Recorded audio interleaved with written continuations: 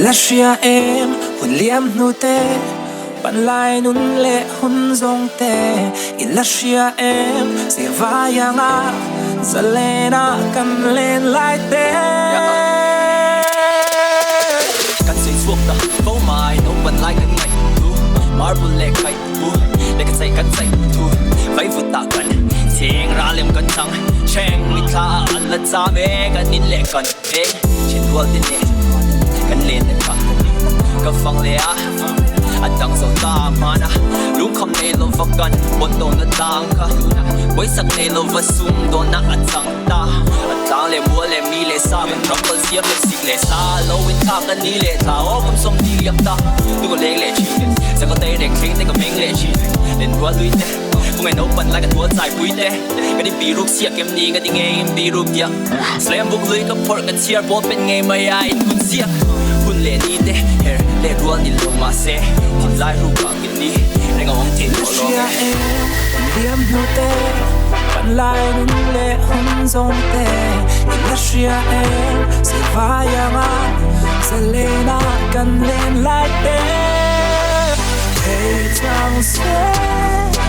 ki kanuam em Ilashia em si vayanga zalena kan len lai te Ilashia em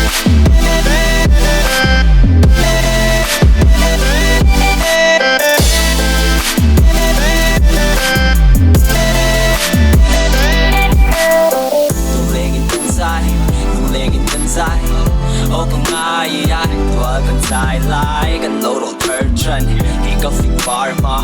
far dilemma in là thằng phal mà high school con cái chuyện thở stars ô con hụt phụ thở đúng con chủ lunch break con vắng trong cái mấy con suru exam có ba kim lừa họ đang ngày ngày xí lâu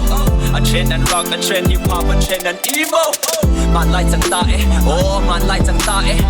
a trend nội tiếng a trend là chia rồi lâu bôi tăng ta thế a trend and rock trend sổ cái na anh cái sang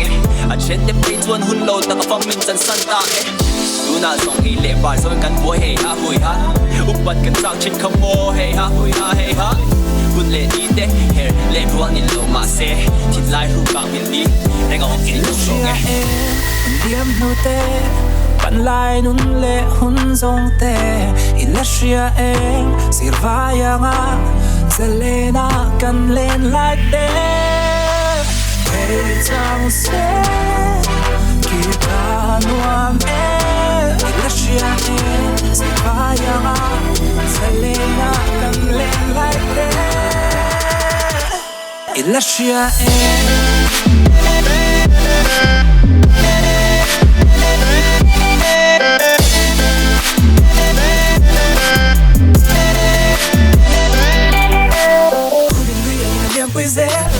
vào lại căn pel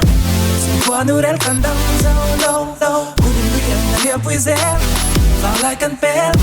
xuyên qua núi đen cần đau lâu lâu em un liam nu te ban lai nun le hun zong te Ilashia em si vayanga zalena kan len lai te hey chang se ki kanuam em Ilashia em si vayanga